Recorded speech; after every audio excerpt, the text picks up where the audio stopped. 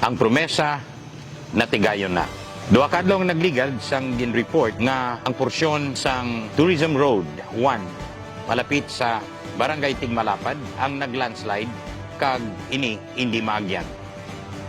Sang mahibaluan ini ni Mayor Richard Garin, iya gin promesa nga sa sulod sang duha ka adlaw ini pagapatigayunon nga mangin passable. Today is November 1. Alas 4 sa hapon, pwede na maagyan kag passable na ang dala naton paagto sa Barangay Tigbalapad kag sa paagto sa Barangay Ongyod.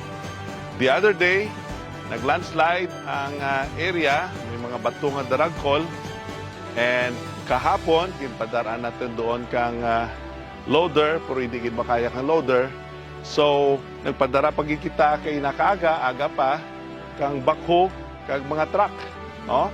Nga magbulig clear kang area kang dalan paagto to. At least ang mga taga Tigmalapad tilad November 1 pwede ra mo kadulhog kag makabisita ka mo sa mga pinalanggatang rito sa patio November 1 tilad. Nag-enjoy ang mga tao sa selebrasyon kang All Saints and All Souls Day.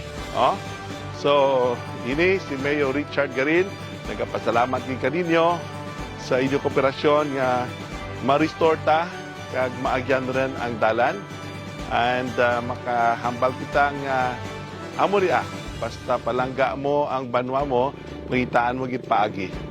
Miag-aw palangga ta, progreso padayunon pa.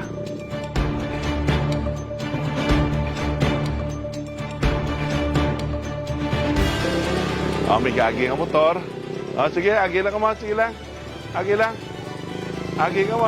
Ay, hindi mo pag-iyan. Okay. Kita mo to? Nag-agi? Na passable rin ang dalanta. Salamat, Gid. Miyag-aw.